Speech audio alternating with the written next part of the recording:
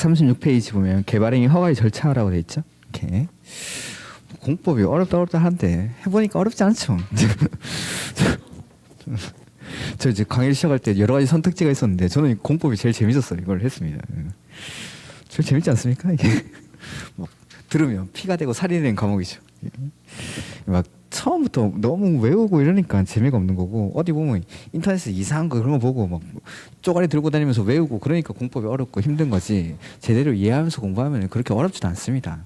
제가 이제 생각을 해보죠. 사람들이 하도 어렵다길래 아주 객관적인 시각에서 이게 진짜 어려운지를 제가 곰곰이 앉아서 생각해 본 적이 있는데, 어렵긴 어렵습니다. 어렵긴 어려운데 그러면 60점을 못 받을 정도나 그건 아닙니다. 절대로. 그러니까 쓸데없이 막 외우고 이러니까 이게 어렵고 힘든 거 하는 거지, 60점을 못 받을 정도냐 물어보면 그건 절대 아닙니다. 누구나 받을 수 있습니다. 60점을. 이렇게 뭐 하다 보면, 이제 공부를 하다 보면은 나는 이제 꽈락만 면해야지 하는데, 저는 꽈락을 면하게 강의를 한 적이 한 번도 없습니다. 60점 다 받을 수 있습니다. 그러니까 너무 이렇게 처음부터 목표치를 너무 낮게 잡을 필요는 없습니다. 이렇게. 그래서 충분히 재밌게 할 수 있습니다. 이것도. 136페이지 보면은 개발행위 허가 절차죠. 진짜 재밌는데 이게 하다 보면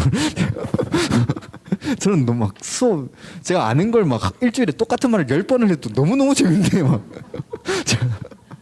자, 갑이라는 사람이 건축물의 건축, 공작물의 설치 등의 행위를 하려고 한다라고 해보죠. 이 사람은 먼저 개발행위 허가를 신청을 해야 됩니다. 신청을 하기 위해서는 신청서를 허가권자에게 제출합니다. 아까 개발행위 허가권자가 누구였죠? 특광시군. 그러면은 신청을 받으면 이 허가권자는 허가나 불허가를 고민을 하겠죠. 고민을 하는데 며칠 동안 하냐면 15일 동안 합니다. 이런 것들은 숫자가 좀 특이하니까 기억을 하나 하는 겁니다. 이렇게 15일 이내 허가 내지는 불허가 처분을 합니다.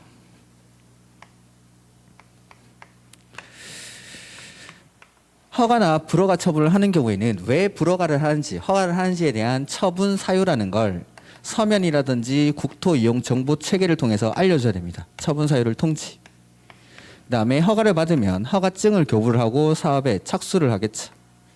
그 다음에 공사가 완료가 되면 역시 마지막에 준공검사를 받습니다. 자, 이렇게 사업을 합니다. 이렇게. 자, 개발행위 허가를 신청할 때 이 신청서에는 환경오염 방지, 그다음에 경관이나 조경, 그다음에 위해 방지 내지는 기반 시설의 설치나 그에 필요한 용지 확보에 관한 계획서를 이 신청서에 첨부를 해야 됩니다. 자, 요 네 가지는 시험이 아니라 책에 많이 나오니까 앞으로 줄여 읽죠. 환, 경, 위, 기 이렇게 읽겠습니다. 그래서 환경오염 방지, 경관 조경, 위해 방지, 기반시설 설치나 그에 필요한 용지 확보에 관한 계획서를 첨부한 신청서를 허가권자 특광시군에게 제출합니다. 그걸 받은 허가권자는 허가 여부를 15일 안에 판단을 하는데, 자의적으로 하는 건 아니고 당연히 허가를 내어주기 위한 기준이 있습니다. 이 허가의 기준에 맞을 때에만 허가를 받을 수가 있다라는 거. 이렇게.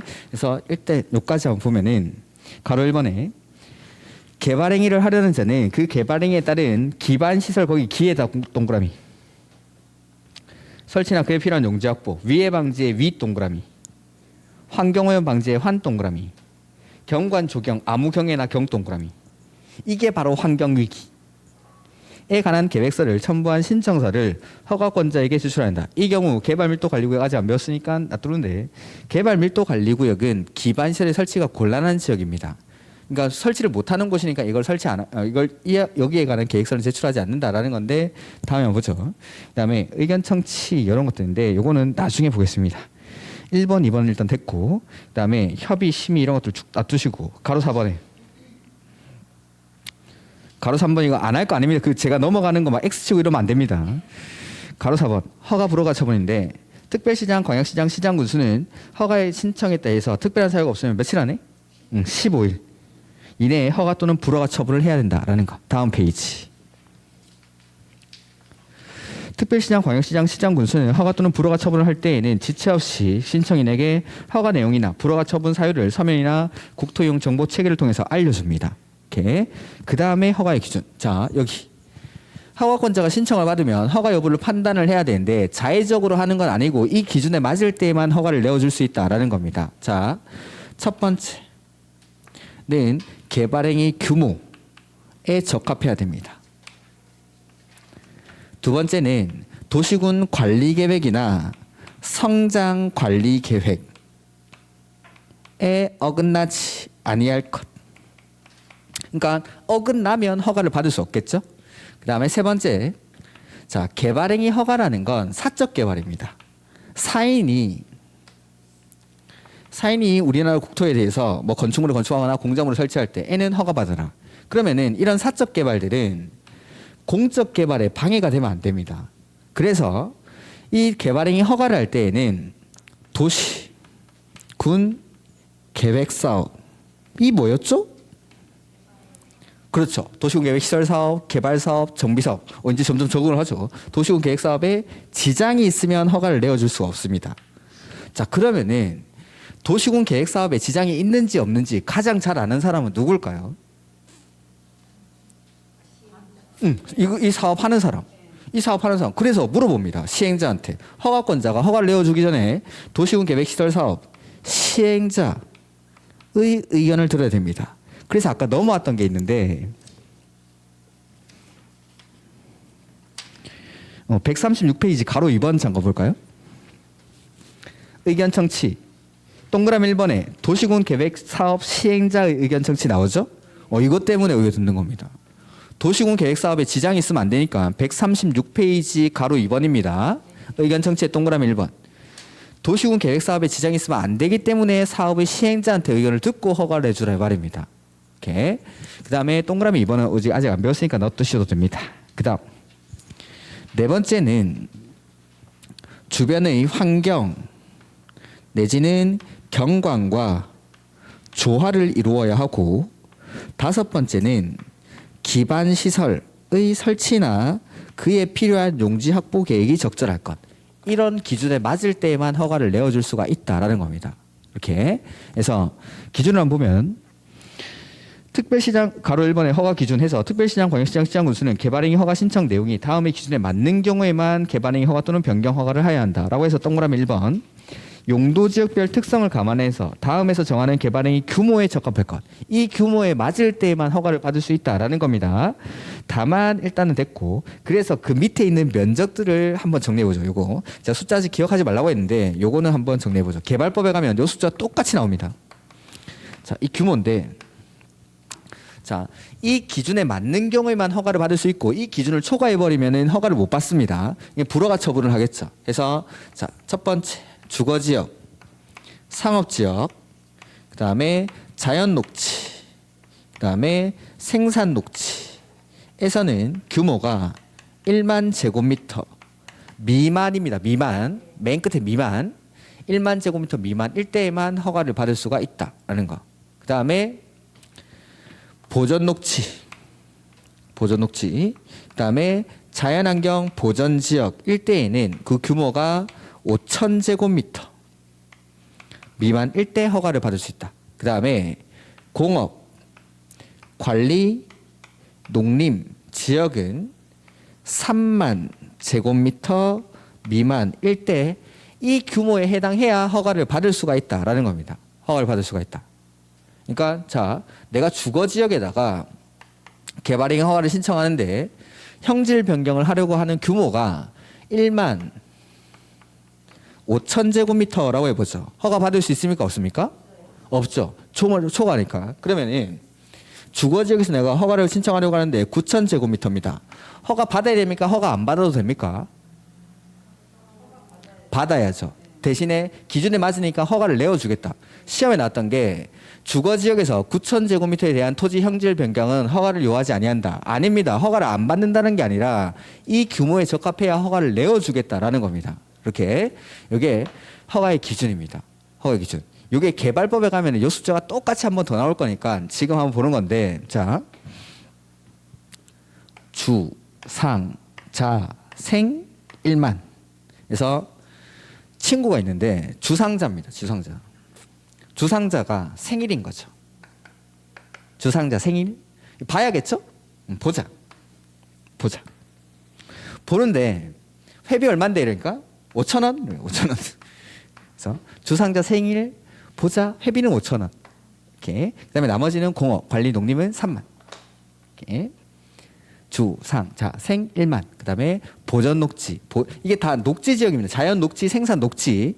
이렇게. 그다음에 생산 관리 이런 거 다 관리 지역 이렇게 빠져 있는 거죠. 오해하지 마시고 자연 녹지, 생산 녹지, 그다음에 보전 녹지, 자연환경 보전 지역 이렇게. 그래서 요게 개발행위 규모. 이 기준에 맞을 때만 허가를 내어 주겠다라는 겁니다. 이렇게. 그다음에 동그라미 2번 보시면은 관리계획 및 성장 관리계획에 어긋나지 않을 것. 이렇게 관리계획이랑 성장 관리계획에 어긋나지 않을 것. 그다음에 도시군 계획 사업에 지장이 없을 것. 그래서 아까 시행자한테 의견을 듣는다라고 했었죠. 그다음에 네 번째 쭉 끝에 가보면 주변의 환경 또는 경관과 조화를 이룰 것. 그다음에 5번 해당 개발행위에 따른 기반시설 설치나 그에 필요한 용지 확보 계획이 적절할 것. 이 기준에 맞을 때만 허가를 내어주겠다라는 겁니다. 그다음에 옆에 페이지 가로 2번은 다음에 보도록 하고, 그다음에 자, 이 기준은 모든 용도 지역에서 똑같이 적용하는 게 아닙니다. 용도 지역에 따라서 이 기준을 100% 그대로 적용하기도 하고 이 기준을 강화하기도 하고 완화하기도 하고 어떤 데서는 강화해서 적용합니다. 해서 가로 3번에 허가의 기준이라고 돼 있죠. 허가를 할 수 있는 경우 그 허가의 기준은 지역의 특성, 지역의 개발 상황, 기반시설 현황 등을 고려해서 다음의 구분에 따라 대통령령으로 정한다 해서 크게는 시가화 용도, 유보 용도, 보전 용도 이렇게 구분합니다. 유보 용도의 별표. 그것만 기억할 겁니다. 그것만. 자, 시가화 용도는 이미 개발이 끝난 곳입니다. 여기는. 개발이 끝난 곳이니까 용도 지역별 특성을 그대로 적용해서 이 기준을 100% 그대로 적용한다 이 말입니다. 개발이 끝난 곳이 용도 지역 중에 어디냐면 주거 지역, 상업 지역, 공업 지역입니다. 이거 뭐 따로 기억할 필요가 없겠죠? 그래서 토지 이용 및 건축물의 용도, 건폐율, 용적률 높이 등에 대한 용도 지역의 제한에 따라 그 용도 지역의 제한에 따라 이 기준을 그대로 적용하는 곳입니다. 거기가 어디냐면 주거 지역, 상업 지역, 공업 지역. 그다음에 유보 용도. 유보는 개발을 한단 말입니까? 안 한단 말입니까? 할 수도 있고 안 할 수도 있고. 그래서 기준을 밑줄 강화 또는 완화. 강화하기도 하고 완화하기도 하고 개발을 할 수도 있고 안 할 수도 있으니까 기준을 강화하기도 하고 완화하기도 하고 거기가 어디냐면 마지막에 세 군데 밑줄합니다. 계획관리, 생산관리, 자연녹지. 요거는 기억하십시오. 요 세 군데. 계획관리, 생산관리, 자연녹지. 유보용도 세 군데를 기억하는 겁니다. 계획관리, 생산관리, 자연녹지. 지금 꼭 안 외우셔도 뭐 상관없습니다. 다음에 또 하면 되니까. 계획관리, 생산관리, 자연녹지. 그러니까 다음에 공부를 하실 때 이걸 외울 거라 이 말입니다. 이런 것들. 계획관리, 생산관리, 자연녹지가 유보용도. 유보용도는 개발을 할 수도 있고 안 할 수도 있으니까 기준을 강화하기도 하고 완화하기도 한다라는 거. 그 다음에 보전용도. 보전용도는 보전이 목적이겠죠. 그럼 기준을 강화할까요? 완화할까요? 강화 밑줄. 거기가 어디냐면 나머지. 위에 있는 6군데 빼고 나머지. 그러니까 보전용도는 외우면 바보. 그래서 위에 시가화용도는 주거지역, 상업지역, 공업지역. 이거는 뭐 말 안 해도 다 알 수 있는 겁니다. 주거, 상업, 공업. 그다음에 그래서 유보용도 세 군데를 기억하는 겁니다. 계획관리, 생산관리, 자연녹지. 그리고 나머지는 보조용도. 이렇게. 그래서 이런 식으로 질문이 나옵니다. 계획관리 지역에서는 뭐뭐뭐의 심의를 거쳐 허가의 기준을 강화 또는 완화할 수 있다. 옳은 질문입니까? 강화 또는 완화하는 곳은 유보용도죠. 유보용도 세 군데가 계획관리, 생산관리, 자연녹지. 그런 식으로. 이렇게 이게 실제 시험 지문이죠. 이렇게. 그래서 그렇게 시험에 나오니까 일단 우리는 외우는 건 유보용도만 외우면 됩니다. 이렇게.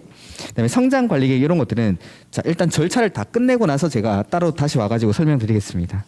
그래서 일단 넘어가고 그다음에 141페이지 개발행위 허가 제한 이것도 절차 다 끝내고 나서 오도록 하겠습니다. 이게 절차 중간에 있어가지고 좀 어렵게 돼 있는데 142페이지 6번에 보면은 조건부 허가와 이행담보. 혹시 민법에서 조건 기한 배웠습니까?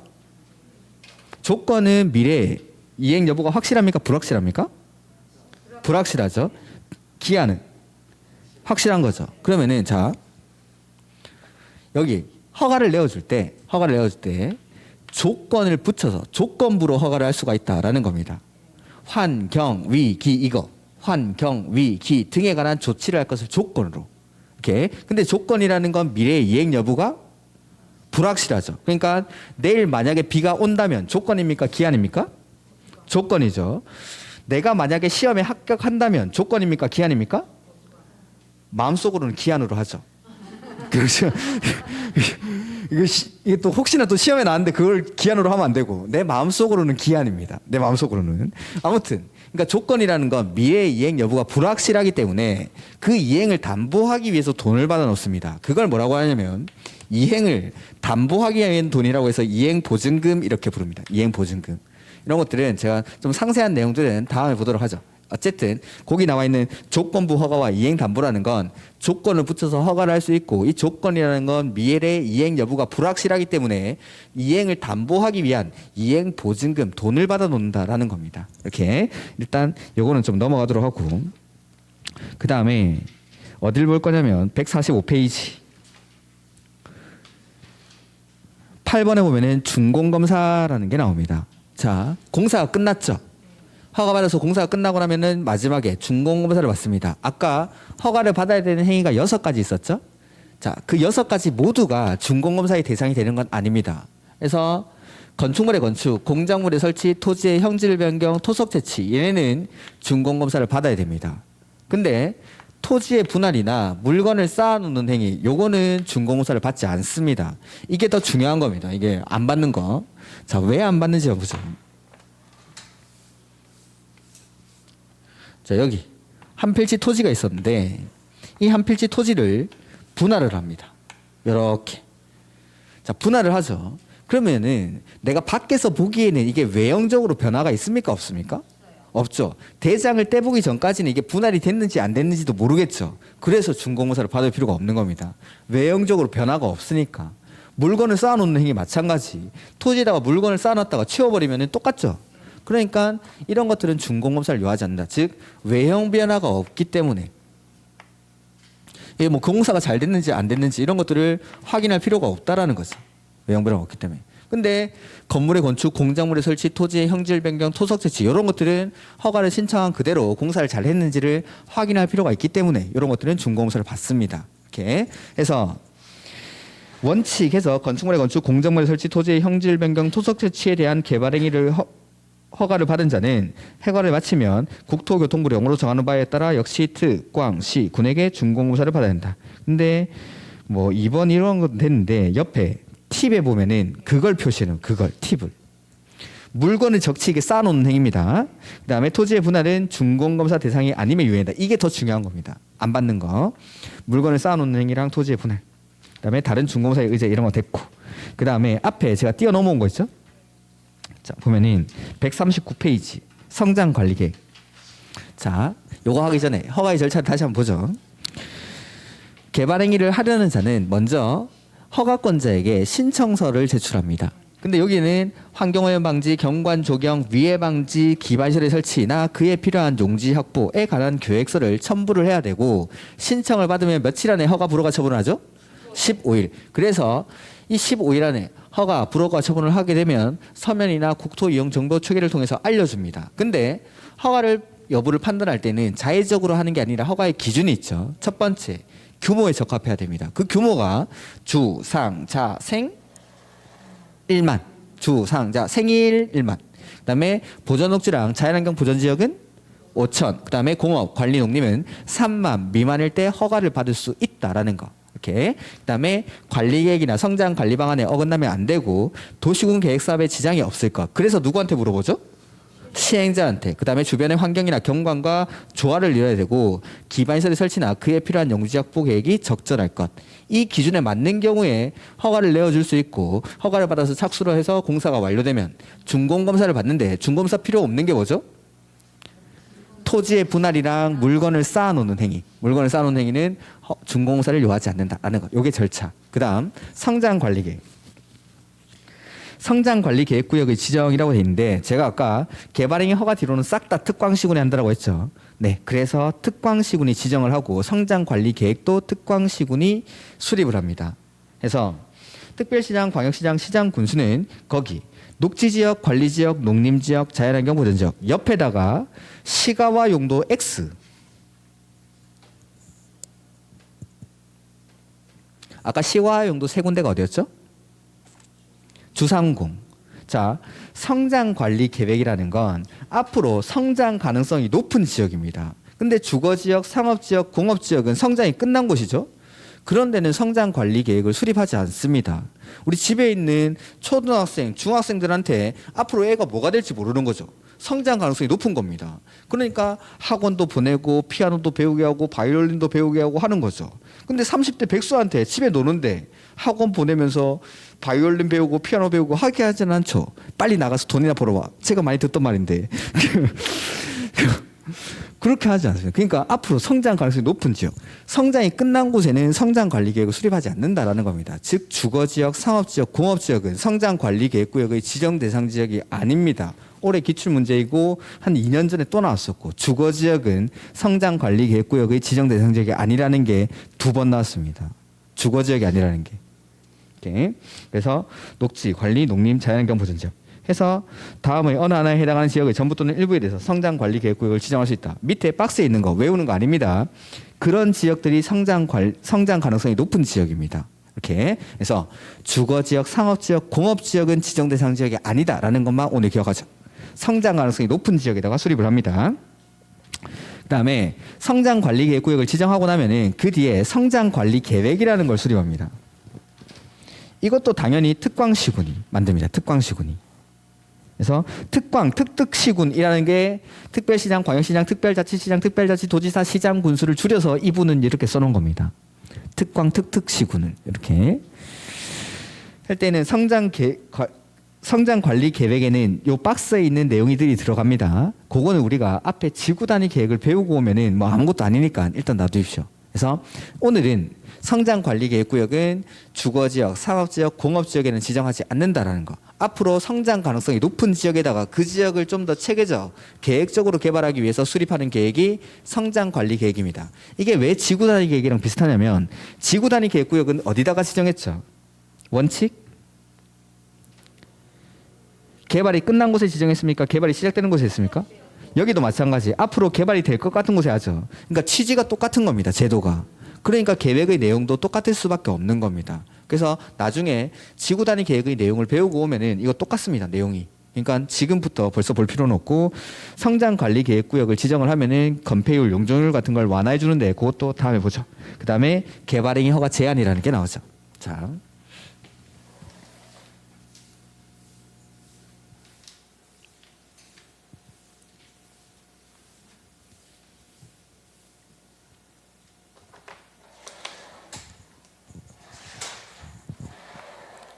개발행위 허가 제한. 자, 요거는 앞에 생략된 말이 있습니다. 허가를 받을 수 있음에도 불구하고 허가를 제한하겠다라는 겁니다. 허가를 받을 수 있음에도 불구하고, 자, 나는 허가 요건을 모두 갖추어 가지고 허가권자에게 허가 신청을 한 거죠. 근데 허가권자가 갑자기 네 허가를 제한하겠다라고 합니다. 그러면 여러분 같으면 예 알겠습니다 하고 집에 돌아옵니까? 아니면 왜 그러는데 하고 물어봅니까? 그래서 첫 번째 나와야 되는 건 왜 나와야 됩니다. 상식입니다. 상식. 왜? 그러니까 아무렇게나 제한할 수 있는 건 아닙니다. 일정한 사유가 있을 때에만 제한을 할 수가 있다라는 거죠. 그 다음 제한이라는 건 허가를 내어주지 않겠다라는 게 아닙니다. 일정 기간 동안만 너의 권리 행사를 막아두겠다라는 거. 그래서 왜? 라고 물어보니까 이러한 사유로 너의 허가를 제한하겠다라고 대답을 했습니다. 그러면 이제 두 번째 집에 가기 전에 뭐라고 해야 될까요? 언제? 그렇죠. 언제까지? 이게 다 상식이죠. 이게 외우는 게 아닙니다.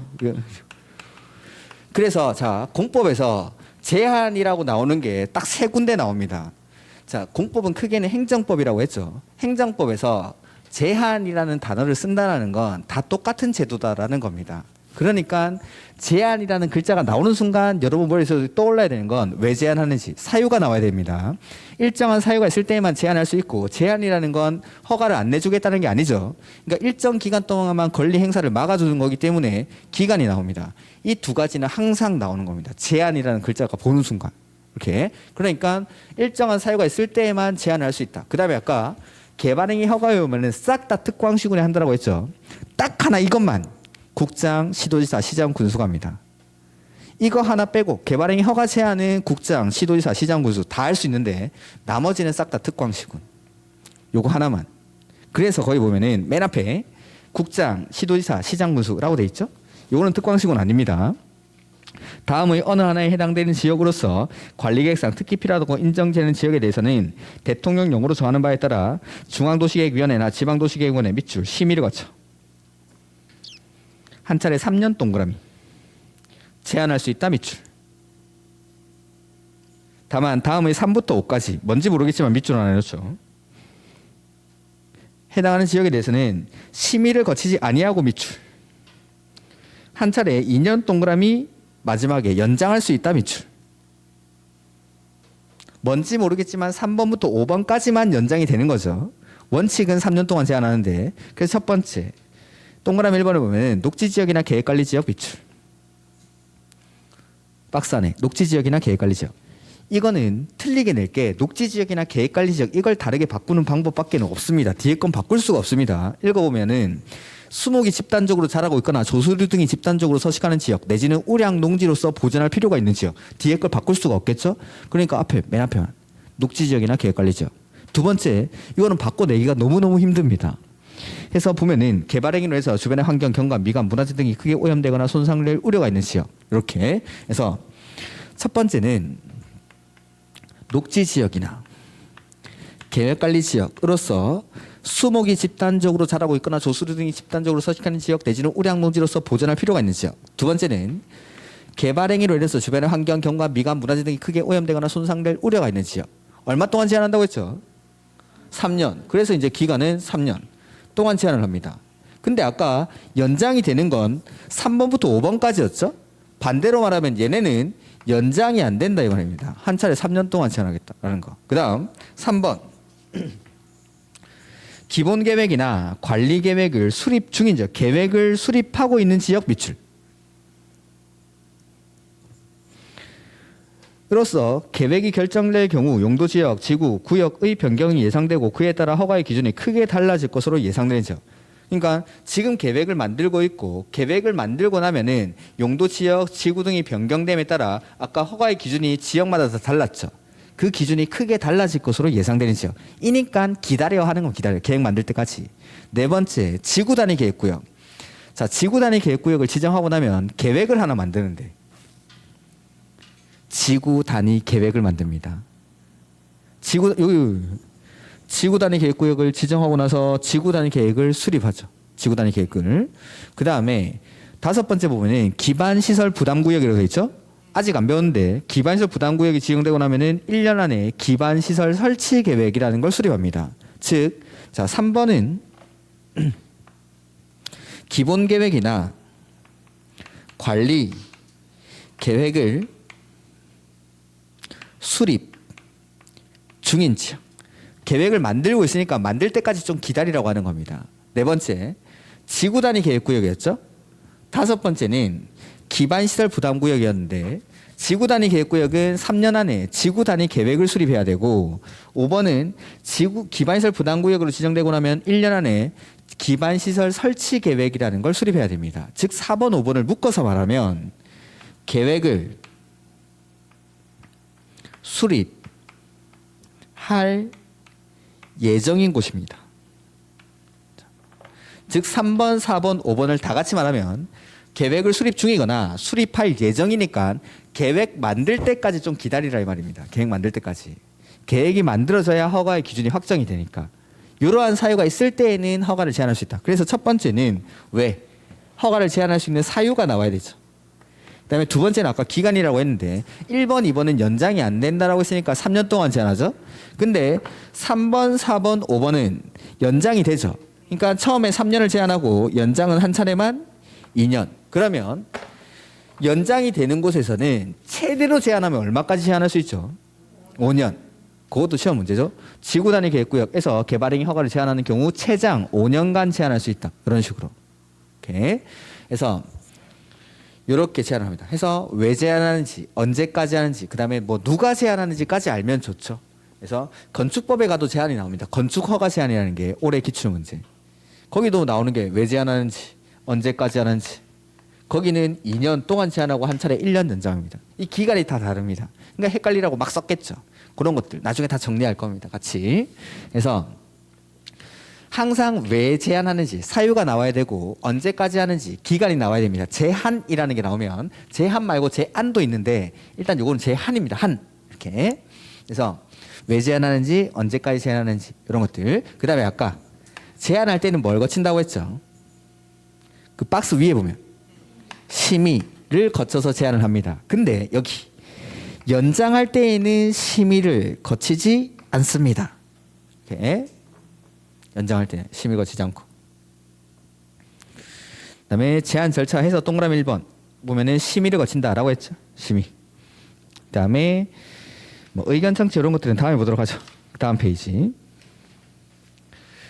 제한 사유 등의 고지 이런 것들은 됐고 가로 3번 142페이지에 가로 3번 개발행위 허가 제한 지역 등의 해제라고 돼 있죠. 자 여기 허가를 받을 수 있는 행위임에도 불구하고 이러한 사유가 있어서 허가를 제한했죠. 그러면 사유가 없어지면 바로 해제를 해야 됩니다. 제한 기간이 끝나기 전에. 그래서 보면은 개발행위 허가를 제한하기 위해서 개발행위 허가를 제한한 지역 등을 고시한 국장, 시도자치장군은 해당 지역에서 개발행위를 제한한 사유가 없어진 경우 제한 기간이 끝나기 전이라도 미출. 하나, 둘, 세 번째 줄 끝에 있죠. 제한 기간이 끝나기 전이라도 지체 없이 동그라미 해제하여야 한다. 이걸 제한 기간이 끝난 후 지체 없이 해제해야 한다 이렇게 나옵니다. 아닙니다. 사유가 없어지면은 바로 사유가 없어지면 끝나기 전이라도 지체 없이 해제를 해야 된다라는 거. 오케이.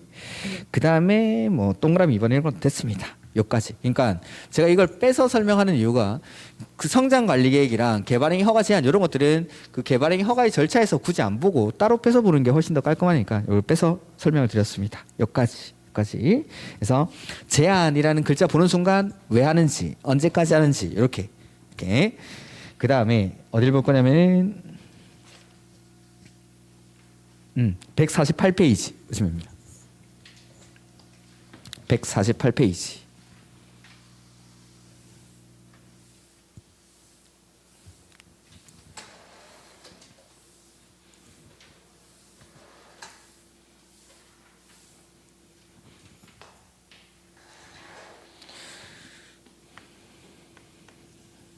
자, 요걸 기반시설 연동제 이렇게 부르는 제도입니다. 그래서 개발행위가 일어납니다. 그러면 이 지역의 개발행위가 일어나다 보니까 이 지역의 기반시설은 충분할까요? 부족해질까요? 부족해지겠죠. 그럼 부족해진 기반시설을 이거 어떻게 한다고 했죠? 만들어야죠. 설치를 해야죠. 근데 이 설치가 처음부터 곤란한 지역이 있고 가능한 지역이 있다라는 겁니다. 이렇게. 그래서 곤란한 데 지정하는 게 뭐냐면 개발, 밀도, 관리, 구역. 그 다음에 가능한 데 지정하는 게 기반, 시설, 부담, 구역. 제가 아마 입문 강의에서 딱 요까지 했을 겁니다. 요까지. 이렇게. 그래서 개발 밀도 관리 구역은 이미 개발 밀도가 무지하게 높은 곳입니다. 그러니까 더 이상 여기서는 개발행위가 일어나면 안 된다라는 거죠. 그러면 이 높은 개발 밀도를 관리하기 위해서 개발행위를 권장해야 됩니까? 억제해야 됩니까? 개발행위가 일어나지 않도록 막아야겠죠. 막으려면은 행위 제한, 규제 같은 것들을 강화해야 됩니까? 완화해야 됩니까? 그런 곳입니다. 여기가. 이렇게. 자, 그러면은 첫 번째 개발 밀도 관리 구역 이거 누가 지정할까요? 다 특광시군이라고 했죠. 그냥 특광시군. 그러니까 이 지역에 개발 행위로 인해서 기반시설이 부족해지는지 남아도는지 이런 걸 가장 잘 아는 사람이 개발 행위 허가권자입니다. 그래서 특광시군이 지정을 합니다. 그 다음에 요거 어디에다 지정하냐면 주거지역, 상업지역, 공업지역, 녹지지역, 관리지역, 농림지역, 자연환경 보전지역 중에 개발 밀도 제일 높은데 세 군데만 불러주시겠습니까? 네, 그렇습니다. 주30 이렇게. 그 다음에 세 번째 지정하는 기준이 있는데 기준은 누가 정하죠? 국장. 그 다음에 지정하는 절차입니다. 절차는 심의를 거쳐서 지정을 합니다. 그리고 나서 지정된 내용을 고시해 줍니다. 이게 개발 밀도 관리고요. 그래서 행위 제한을 강화한다라고 했는데 법에서는 건폐율이나 용적률을 강화할 수 있다라고 규정을 하고 대통령령에 가면 이 강화를 용적률만 최대 50%까지 강화해서 적용할 수 있습니다. 용적률을 50%까지. 자, 책을 한번 보자. 가로 1번에 148페이지 개발 밀도 관리구역 지정권자라고 돼 있죠. 누가 지정하죠? 특광시군. 어디다 지정하죠? 주거지역, 상업지역, 공업지역. 책 보고 계시죠? 그대로 특광시군이 주30에다가 개발 행위로 인해서 기반시설의 처리, 공급, 수용 능력이 부족할 것으로 예상되는 지역 중 설치가 어떤 지역이죠? 곤란 동그라미 곤란. 개발 밀도 관리 구역으로 지정할 수 있다라는 거. 기준 누가 정하죠? 기준은 국장. 주무시는 거 아니죠? 자, 화이팅. 그다음에 149페이지. 거기 보면은 상세 기준이 나와 있죠. 보면은 자, 개발 밀도 관리 구역이 있고 좀 이따가 기반시설 부담 구역이 나올 텐데 지정 대상 지역에 만약에 숫자가 나오면 2년 아니면 20%입니다. 2년 아니면 20%. 그래서 동그라미 1번 보면은 개발 밀도 관리 구역은 도로, 수도 공급 설비, 하수도, 학교, 도로, 수도, 하수도, 학교 이런 게 부족할 것이 예상되는 지역인데 설치가 어떤 지역이죠? 곤란한 지역으로 다음에 해당하는 지역에 대해서 지정할 수 있도록 할 것. 해서 기억해 보면은 해당 지역의 도로 서비스 수준, 그러니까 도로가 부족한 곳이죠. 도로 서비스 수준이 매우 낮은 지역. 니은의 해당 지역의 도로율, 기역 니은은 그러니까 도로입니다. 둘 다. 숫자 나오면 얼마라고 했죠? 20%. 미달되는 지역. 그다음에 숫자 나오면 얼마죠? 2년. 수도, 그러니까 수도죠 여기는. 수도에 대한 수요량이 시설 용량을 초과할 것으로 예상되는 지역. 그다음에 미음에도 보면은 리을에 2년 내에 하수 발생량, 이거는 하수도죠. 수도, 도로, 수도, 하수도 나왔죠? 이게 또 2년. 그다음에 미음에 향후 2년 내에 해당 지역의 학생 수, 이거는 학교. 그러니까 기응, 니은, 디귿, 리을, 미음 보니까 도로, 수도, 하수도, 학교가 숫자는 2년 아니면 20% 부족할 것이 예상되는 지역이죠. 근데 설치가 어떤 지역? 곤란. 네, 그렇습니다. 도로, 수도, 하수도, 학교 2년 20% 부족, 곤란 이거 찾으면 됩니다. 오케이. 그다음 개발 밀도 관리 구역이 지정되면 아까 행위 제한을 강화한다라고 했죠. 그러면은 경계는 항상 분명하게 구분되도록. 그래서 개발 밀도 관리 구역의 경계는 도로, 하천, 그밖에 특색 있는 지형 지물을 이용하거나 용도 지역의 경계선을 따라 설정하는 등 경계선이 분명하게 구분되도록 할 것. 이렇게 선을 확실하게 그어주라 이 말이죠. 그 다음에 용적률 강화 범위는 해당 용도 지역에 적용되는 용적률 최대한도 50%의 범위 안에서 기획에 규정된 기반시설의 부족 정도를 감안해서 고려할 것. 그러니까 무조건 50%를 강화한다는 게 아닙니다. 기반시설이 얼마나 부족한지에 따라서 50% 범위 안에서 조정할 수 있다라는 뜻입니다. 이런 거 뭐 크게 중요한 건 아니고. 4번 개발 밀도 관리 구역 안의 기반시설 변화를 주기적 동그라미. 우리 그 뭐 재검토 뭐 검토한다 이런 거 나오면 대부분 얼마라고 했죠. 근데 5년 아닌 거 하나 나왔죠 이제. 주기적 이런 걸 보는 겁니다. 이거는. 그러니까 검토, 재검토 이런 거 나오면은 대부분 5년마다 하는데 요거는 주기적으로. 그 다음에 그래서 검토해서 용적률을 강화할 수도 있고 완화할 수도 있고 아니면 해제해버릴 수도 있다라는 거. 그다음에 지정 절차 여기 맨 처음에 뭐였죠? 그 옆에다가 이거 써놓으면 됩니다. 심의 거쳐서 지정하고 고시한다 이렇게. 그래서 맨 처음에 심의를 거치죠. 심의를 거치고 그 다음에 동그라미 이번에 보니까 지정하고 그 다음에 지정된 내용을 고시해 준다라는 겁니다. 그래서 그냥 심의 거쳐서 지정하고 고시한다 이렇게 기억하시면 상관없습니다. 이렇게. 그 다음에 지정고시의 효과라고 해서 특광시구는 개발밀도관리구역 안에서는 대통령령으로 정하는 범위 안에서 가로 띄워놓고 건폐율이나 용적률을 강화하여 적용한다라고 돼 있죠. 그러니까 법에서는 건폐율도 강화할 수 있고 용적률도 강화할 수 있다라고 규정을 하는데 가로 안에 보시면은 대통령령의 영으로 정하는 범위라는 게 용적률을 얼마까지? 네. 그러니까 자 개발밀도관리구역에서는 건폐율이나 용적률을 강화할 수 있다. 옳은 지문입니다. 개발밀도관리구역에서는 용적률을 최대한도 50%까지 강화할 수 있다. 옳은 지문. 개발밀도관리구역에서는 건폐율을 최대 50%까지 강화할 수 있다. 그건 틀린 지문. 이렇게.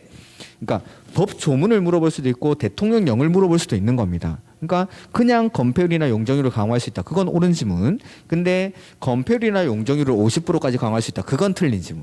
이렇게. 그래서 지금까지 읽은 걸 정리해 놓은 게 그 표입니다. 아마 제가 여기 써놓은 거랑 거의 비슷할 겁니다. 이렇게 마시면 됩니다. 이렇게. 그다음에 기반시설 부담구역인데 자 기반시설 부담구역은 자 개발행위를 해서 기반시설이 부족해졌죠. 근데 이 부족해진 기반시설이 설치가 어떤 지역이죠? 가능한 지역. 해서 여기는 개발행위를 할 수 있습니다. 하는 대신에 부족해진 기반시설을 부담을 시키겠다라는 겁니다. 개발행위 하는 사람한테. 그러니까 신세계 롯데 니네 백화점 지어. 대신에 돈 내. 기반시설 설치 비용 내. 그래서 기반시설 부담구역이 지정되고 나면은 기반시설을 개발행위 하는 사람한테 부담을 시켜야 됩니다. 그래서 여기서 기반시설 설치 계획이라는 걸 수립합니다. 1년 안에. 그래서 아까 지구단위 계획구역 기반시설 부담구역. 기반시설 부담구역은 1년 안에 기반시설 설치 계획을 수립할 예정인 곳이니까 기다려 계획 만들 때까지. 이렇게 기반시설 부담구역에서는 기반시설 설치 계획을 수립한다라는 거. 이렇게. 그다음에 기반시설 부담구역에서는 모든 개발행위에다가 다 기반시설 설치 비용을 부담하는 건 아닙니다. 그래서 기반시설 부담구역 안에서 기반시설 설치 비용을 부담해야 되는 행위는 200제곱미터를 초과하는 건축물의 신축이나 증축에 대해서 비용을 부과합니다.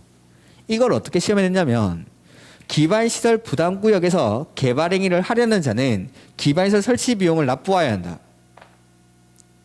틀린 지문입니다. 기반시설 부담구역에서 개발행위를 하려는 자는 이렇게 해버리면은 모든 개발행위에다가 다 기반시설 설치 비용을 부담한다라는 뜻입니다. 아니죠. 이것만 그 해 딱 시험 치고 와가지고 누가 와가지고 질문을 하시는 겁니다. 야 이게 도대체 왜가 틀렸냐고. 이거로 상당히 지문이 고급지죠. 모든 개발행위가 아니라 이것만 200제곱미터를 초과하는 신축, 증축에 대해서만. 그 다음 비용을 부담한다 했죠. 자, 이 비용을 200제곱미터를 초과하는 신축, 증축에 대해서 비용을 부과를 하는데 비용을 부과하는 시기는 200제곱미터를 초과하는 신축, 증축에 대해서 허가받은 날로부터 2개월 내에 비용을 부과합니다. 허가받은 날로부터 2개월 내에. 그다음에 비용을 이거 내용이 좀 많을 거니까 기다리십시오. 제가 듣고 제가 다 밑줄 쳐드리고 찾아드릴 테니까 납부하는 시기는 건물 쓰기 전까지 사용, 승인, 신청 시까지 돈을 납부를 해야 됩니다. 이렇게 자 공간이 부족하니까 요거 똑같이 쓸 겁니다. 요거 똑같이 저쪽에다 한번 써보죠.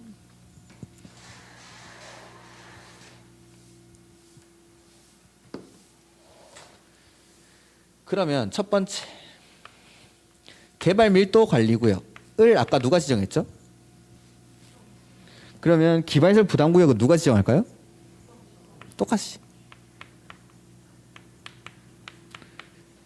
마찬가지로 기반시설 설치 계획을 수립하는 사람도 특광시군입니다.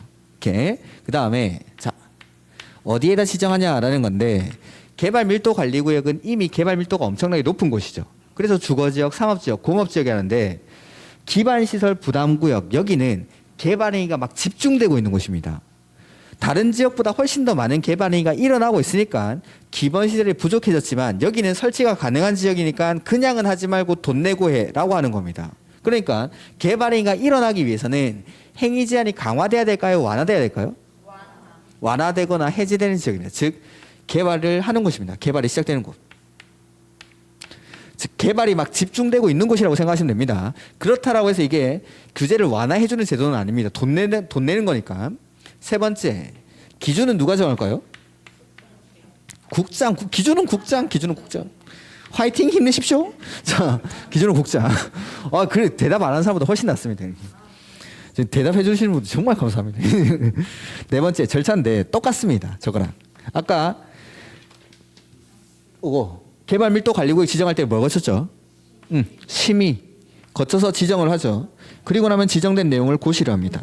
대신 차이점이 있는데 기반시설 부담구역은 여기 심의를 하기 전에 주민한테 의견을 듣습니다.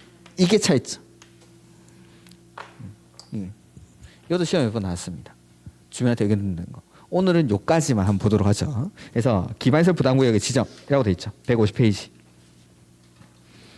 기출 표시 보시다시피 28, 29, 30, 31 이렇게 계속 나옵니다. 이거.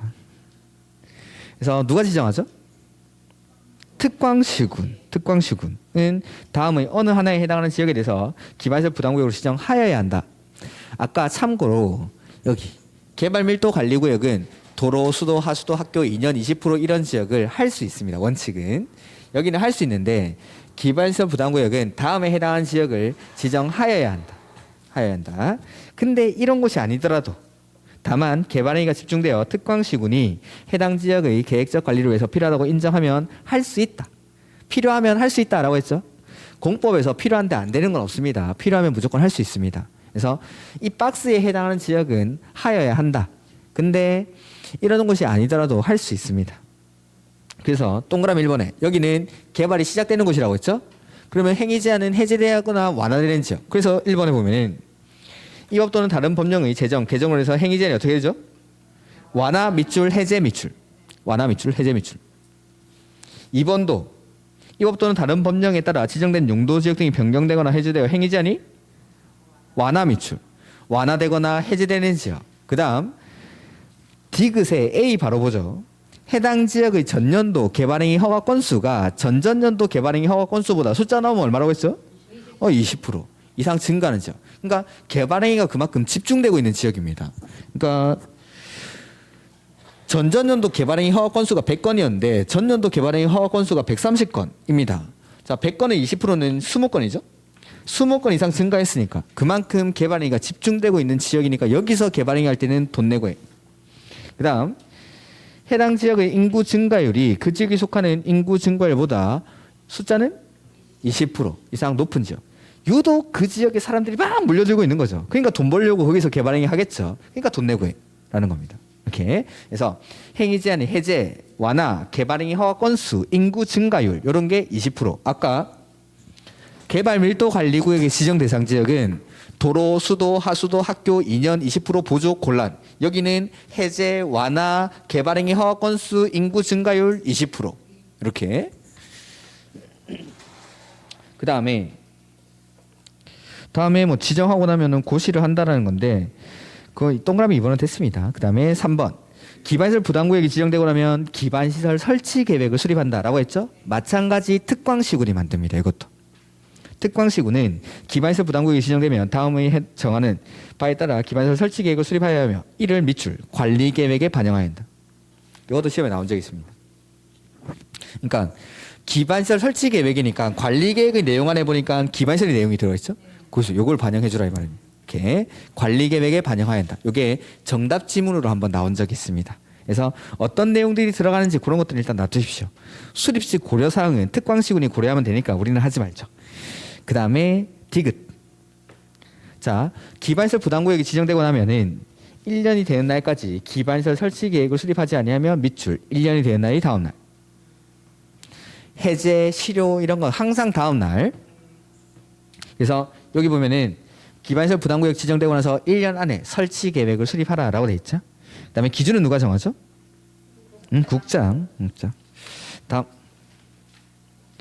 그래서 상세한 기준이 거기 밑에 나와 있는데 그거는 제가 1, 2월 달에 하겠습니다. 다음 밑에 아니라 다음 페이지 박스는 제가 다음에 하겠습니다. 놔두시고 그다음에 가로 2번에 설치 비용의 부과 대상 및 산정 기준. 자, 152페이지 보면은 가로 2번. 모든 개발 행위에다가 비용을 부과하는 게 아니라고 했죠. 뭐만? 두 번째 줄. 200제곱미터를 초과하는 건축물의 신축, 증축 이것만. 다만 기존 건축물을 철거하고 신축하는 경우 기존 건축물의 연면적을 초과하는 건축물은 당연한 소리겠죠. 그러니까 기존의 건물이 이렇게 있었는데 이걸 철거하고 신축할 때 N은 기존 건축물의 연면적을 초과해서 이렇게 지었다라고 하면은 요것만 이건 새롭게 기반시설을 유발하는 게 아니니까 이렇게 기존 건축물의 연면적을 초과하는 건축 행위만. 그 다음에 기반시설 설치 비용 지금 보지 않습니다. 2번, 3번, 4번 이런 거 됐습니다. 그다음에 참고에 건축물별 기반시설 유발 개수라는 게 나오죠. 이건 참고라고 하기에는 시험에 되게 자주 나오긴 하는데 일단 놔두십시오. 보기 싫죠? 그다음에 동그라미 5번 이런 거 됐고 감면상 뭐 이런 것들도 지금은 보지 않겠습니다. 이렇게. 그다음에 155페이지 가로 3번 보시면은 납부무자라고 돼 있죠. 건축 행위를 하는 사람이 돈 냅니다. 하는 사람이 일단 그거 뭐 기흥, 니은, 디귿은 다음에 보도록 하고 자 납부기한 동그라미 2번에 자 언제 부과한다라고 했죠.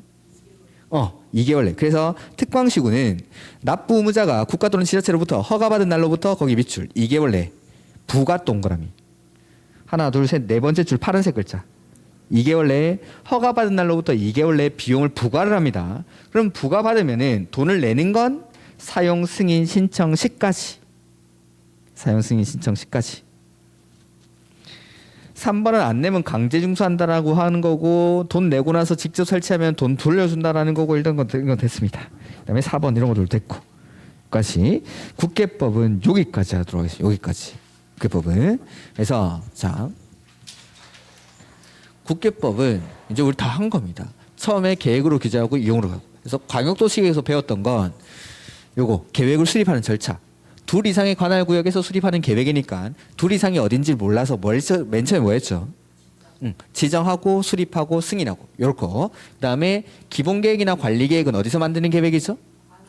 특광시군 단위로 만드는 계획이죠. 그러니까 기본계획을 만들 때는 따로 지정할 필요가 없고 바로 수립하고 승인하고 그다음에 관리계획은 구속력이 있는 계획이니까 입안하고 결정 고시라고 했었죠. 이렇게 계획을 수립하는 절차를 배웠었고 그다음에 관리계획으로 구체화된 내용들 용도지역, 지구, 구역 용도지역은 크게 4가지 용도랑 9개의 지역으로 세분했죠. 4가지 용도가 뭐죠? 주거지역, 상업지역, 공업지역 죄송합니다. 잘못 말했죠. 제가 헷갈렸네. 도시지역, 관리지역, 농림지역, 자연환경 보전지역 4가지 용도는 도시지역, 관리지역, 농림지역, 자연환경 보전지역 도시지역을 세분하면 주거지역, 상업지역, 공업지역, 녹지지역, 관리지역은 계획관리, 생산관리, 보전관리 일단 요 정도 그 다음에 대통령령으로 21개로 세분을 하죠.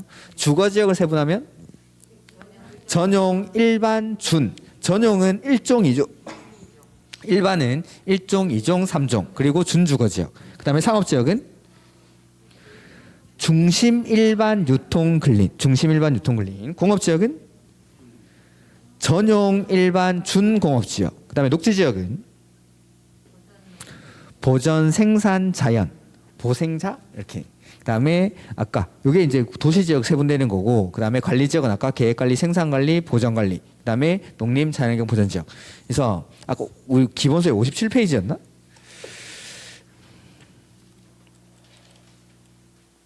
아 75페이지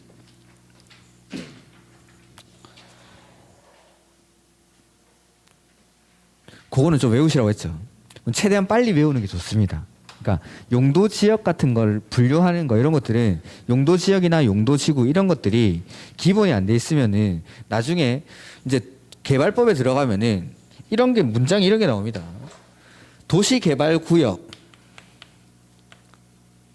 지정되는 경우 이 도시개발구역은 도시지역이랑 지구 단위 계획 구역으로 결정 고시된 것으로 본다. 이런 게 나옵니다. 도시지역, 용도지역이죠. 지구 단위 계획구역 국계법에서 배웠죠. 이런 국계법에서 배웠던 용어들이 툭툭 튀어나온다 이 말입니다. 근데 국계법에서 배웠던 도시지역 이게 뭐였더라? 아 용도지역이었지 하고 한참 찾아보고 지구 단위 계획구역 들어봤는데 하고 또 한참 찾아보고 하면은 책을 읽는 속도도 느리고 이해하는 속도도 느리고 그래서 국계법을 빨리 좀 정리를 하셔야 뒤에 것들을 받아들이는 게 좀 더 편하게 받아들여지는 겁니다. 그래서 용도지역이라든지 국계법에서 나오는 용어들 계속 지금 국계법만 계속 하고 있죠. 거의 뭐 11월, 12월 2달 동안 1월 달 가면 또 하겠죠. 그러니까 초반에 국계법이 이해가 안 되면은 계속 공법은 외우는 것밖에 안 되면 개발법, 정비법 하면은 이렇게 그래서 이런 것들 그다음에 용도 지역 같은 것들. 그다음에 건폐율, 용적률. 건폐율은 5657에 9887. 기억이 나십니까? 저장해 놨습니까? 5657에 9887. 공업 지역은 777, 녹지 지역은 둘둘둘 계획 관리는 40이고 나머지는 20. 5657에 9887. 그다음에 용적률은 50씩 더하고 200씩 빼고 50씩 더하고 뭐 이런 것도 있었죠. 오케이. 그다음에 용도지구, 용도구역. 용도지구까지 외우는 건 지금은 바라지도 않습니다. 그다음에 기반시설 오늘 했었죠. 그다음에 지구 단위 계획구역은 개발이 시작되는 곳에다가 그래서 도시군 계획 수립된 행적 특광시군의 일부에다가 수립하는 관리 계획으로서 그 일부가 개발이 시작되는 곳이었습니다. 도시개발구역, 정비구역, 택지개발지구, 대지중사업지구, 산업단지, 순산업단지, 관광단지, 관광특구 등등 이런데 그걸 외우는 거 아니었습니다. 근데 꼭 지정해야 되는 곳이 있었는데 정택, 공시노 이렇게. 정택이 몇 살이었죠? 10살. 공시법 점수가 30점. 그래서 정비구역이나 택지개발지구에서 사업이 완료된 후 10년의 공간지역, 그 다음에 공원이나 시가와 조정구역에서 해제되거나 녹지지역에서 주거지역, 상업지역, 공업지역으로 변경되는 즉 면적이 30만 제곱미터 이상인 지역. 그런데 다음에 외우면 됩니다. 다음에 괜찮습니다. 뭐 지금부터 기억하면은 제가 1년 동안 뭐 하겠습니까? 이렇게 제가 1년 동안 이거 계속 하려고 뭐 앞에 서 있는 건데. 그 다음에 용도구역 일종으로 입지구역, 시소구역까지. 그 다음에 요까지가 계획규제고, 그 다음에 이용규제. 그래서 허가 받아야 되는 행위, 허가 안 받고 할 수 있는 행위. 그 다음에 허가를 받는 절차. 그 다음에 아까 개발행위 허가 제한. 그 다음에 요거 마지막에 기반시설 연동제라고 해서 기반시설 부담구역, 개발 밀도 관리구역 이런 것들 상세 뭐 숫자들 이런 것들은 계속 반복하다 보면은 암기 사항들은 굳이 지금 기억 안 나도 괜찮습니다. 계속 반복할 거예요. 계속 반복하다 보면은 언젠가 외워지고 그 다음에 문제풀이 하다 보면은 더 기억이 잘 납니다. 그래서 문제풀이에서 암기는 시작하면 되니까 앞에는 충분히 이해하시도록 하고 이제 책을 많이 읽어보시면 됩니다. 책을. 이렇게 해서 다음 주에 오시면은 개발법 이후에 개발법부터는 좀 중요한 내용들만 찝어가지고 수업을 하도록 하겠습니다. 자, 오늘 수고 많으셨고 다음 주에 뵙도록 하겠습니다. 수고하셨습니다.